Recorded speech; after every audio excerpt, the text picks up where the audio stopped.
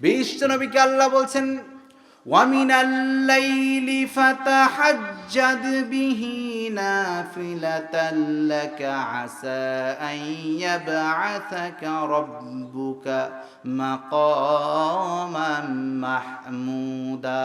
পড়েন আল্লাহু আকবার। রব্বুল আলামিন বলছেন নবী তাহাজ্জুদের সালাত আদায় করুন, কারণ আপনি যদি তাহাজ্জুদের সালাত আদায় করেন আপনার সম্মানকে উন্নীত করতে করতে আল্লাহ মাকামে মাহমুদে পৌঁছিয়ে দিবেন। পড়েন সুবহানাল্লাহ। তাহাজ্জুদের যাইনা মাঝে মরণ দিও প্রভু আমায়, ইকামাতে দ্বীনের কাজে কবুল করে নিও আমায়। ঠিক কিনা? তাহাজ্জুদের সালাত আদায় করবেন। সমাজের মধ্যে যত প্রকারের দুর্নীতি বাটপারি মারা